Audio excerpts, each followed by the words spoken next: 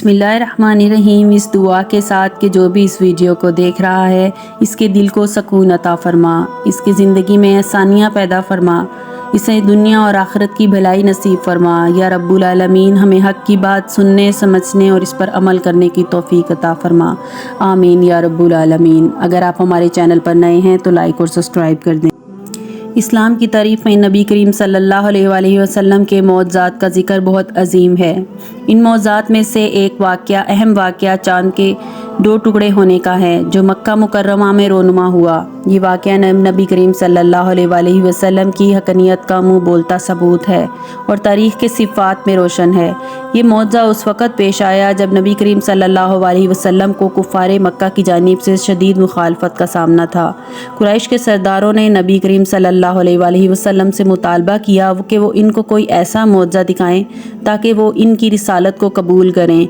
कुफ़ारे मक्का का मकसद नबी करीम सल्लल्लाहु अलैहि वसल्लम को इनके दावों से गलत साबित करना था, लेकिन अल्लाह ताला की कुदरत ने यह वाक़या इनके ईमान को मजबूत करने के बजाय इनके कुफर को मज़ीद बढ़ा गया।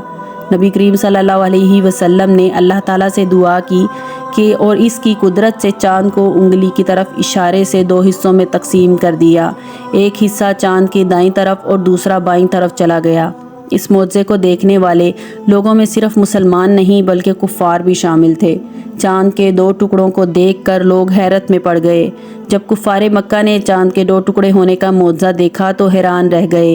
इनकी ज़िद और अना की वजह से वो इस मौज़े को जादू का नाम करार देने लगे। उन्होंने नबी करीम सल्लल्लाहु अलैहि वसल्लम से कहा, अगर ये वाकई कोई मौज़ा है तो इस वक़्त के तिजारती काफ़िलों से पूछ लें जो मक्का से बाहर थे और जो इसके मौज़े के शाहिद हो सकते थे।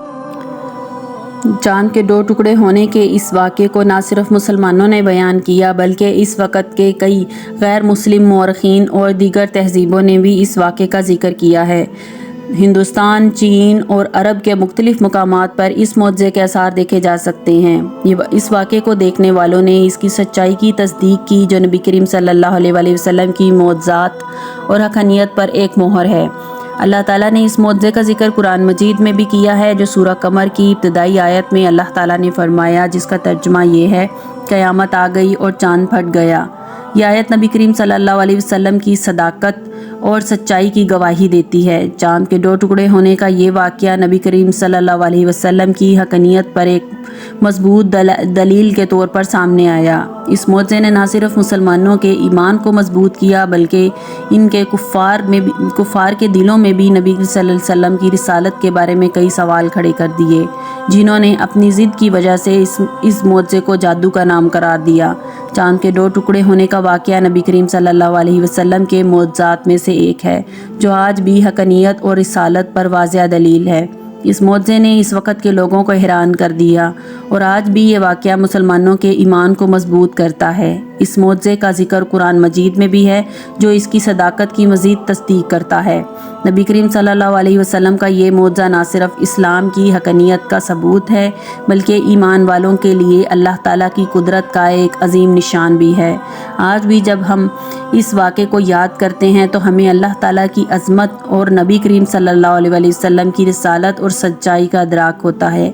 ये मौज़ा क़यामत तक के लिए एक ज़िंदा गवाही है कि नबी करीम सल्लल्लाहु अलैहि वसल्लम अल्लाह के सच्चे नबी हैं और इनके मौज़ात ने इस्लाम की हक़नियत को